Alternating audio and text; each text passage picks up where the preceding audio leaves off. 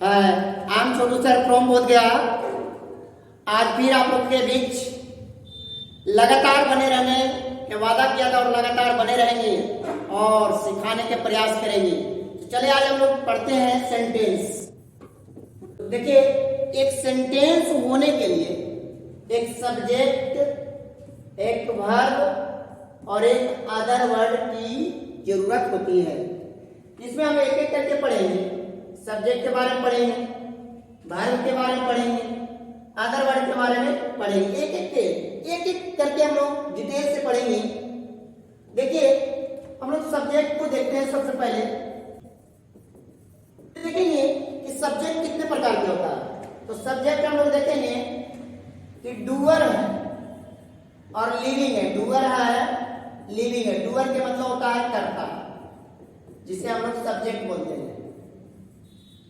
तो जिसमें डूअर है, लिविंग है, उसे बोलते हैं हम लोग टेंस। उसे टेंस कहते हैं। और इसके साथ वर्ब V1 भी आता है, V2 भी आता है, V3, V4, V5, मतलब सारे वर्ब का प्रयोग होता है।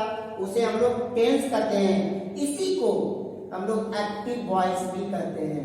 एक्टिव वॉइस भी कहते हैं। वॉइस दो प्रकार के होता है। वॉइस एक पैसिव होता है और एक एक्टिव होता है। तो एक्टिव को ही टेंस बोलते हैं और टेंस को ही एक्टिव वॉइस कहते हैं। दूसरा देखिए क्या होता है, नन डूअर है।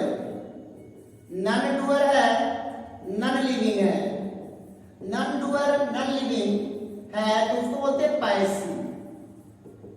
और पैसिव होने के लिए हमेशा वर्ब V3 लेता है। वर्ब V3 लेता है। अब यहाँ पर हम लोग को ये ध्यान रखना है कि जब भी वर्ब V3 होगा तब बिना हेल्पिंग वर्ब का नहीं होगा। अगर हेल्पिंग वर्ब है तभी वो V3 हो सकता है, अन्यथा V3 नहीं हो सकता है। तो V3 होने के लिए हमें हेल्पिंग वर्ब की जरूरत होता है और पैसिव में हमेशा वर्ब V3 आता है। V3 के अलावा कोई भी वर्ब का प्रयोग नहीं होता है, जिसे हम लोग पैसिव वॉइस कहते हैं। पैसिव वॉइस कहते हैं। अब एक बात हम लोग समझ लेते हैं कि जो काम खुद से करता है, सेंटेंस में अगर खुद से काम करता है तो उसको हम लोग कहते हैं टेंस। और वाक्य में अगर सब्जेक्ट खुद से काम नहीं करता है तो उसे हम लोग बोलते हैं पैसिव। तो सेंटेंस को दो भागों में बांटा गया है, डूअर, नन डूअर। आगे हम लोग देखेंगे सब्जेक्ट क्या क्या हो सकता है। सब्जेक्ट क्या क्या हो सकता है। सब्जेक्ट क्या क्या हो सकता है।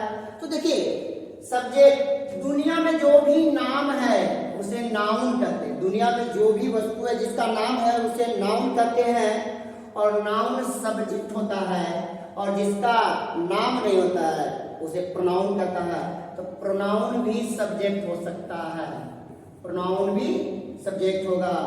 अब देखिए नाउन इक्विवेलेंट। नाउन इक्विवेलेंट, देखिएगा नाउन इक्विवेलेंट क्या होता है। इक्विवेलेंट मतलब कि नाउन के जैसा रोल निभाना। नाउन है नहीं, नाउन के जैसा वो काम करता है, उसे नाउन इक्विवेलेंट कहते हैं। जैसे जेरंड हो गया, तो जेरंड कहते हैं V1 प्लस ing, तो जेरंड कहते हैं, जिसको V4 कहते हैं। और होता है इन्फिनिटिव। इन्फिनिटिव जिसको 2 प्लस V1 कहते हैं। तो नाउन इक्विवेलेंट का मतलब होता है कि नाउन नहीं है, नाउन के जैसा वो रोल निभाता है, तो उसे हम लोग नाउन इक्विवेलेंट कहते हैं। जो जेरंड है, इन्फिनिटिव है, ये भी सब्जेक्ट का रोल निभाता है, ये भी सब्जेक्ट होने का काम करता है। तो दुनिया में जो भी चीज है वो सारे सब्जेक्ट है। लेकिन हम लोग को जज करना चाहिए, अगर लिविंग है तो एक्टिव हो जाएगा, नॉन लिविंग है तो पैसिव हो जाएगा। ये दोनों को हम लोग को ध्यान देना। अगर आप सब्जेक्ट को पकड़ लेते हैं तो एक्टिव पैसिव में आसान हो जाएगा। जैसा हम लोग देखते हैं कि रोड बनता है तो रोड खुद से नहीं बनता, रोड किसी के द्वारा बनाया जाता है। तो रोड अगर सब्जेक्ट के काम कर रहा है इसका मतलब वो पैसिव है। लेकिन अगर कहता है राम किताब पढ़ता है तो राम यहाँ खुद से काम कर रहा है, तो राम एक्टिव का रोल निभा रहा है। राम क्या निभा रहा है? एक्टिव होने का रोल निभा रहा है। क्लियर है? तो हमें समझना है कि सब्जेक्ट कैसे पकड़ेंगे। थोड़ा सा हम लोग आइडिया देखेंगे कि हेल्पिंग वर्ब के पहले जो भी होता है सब सब्जेक्ट कहलाता है, और हेल्पिंग वर्ब के बाद जो भी होता है वो सारा ऑब्जेक्ट या अदर वर्ब कहलाता है। तो हम लोग पकड़ने का प्रयास करेंगे।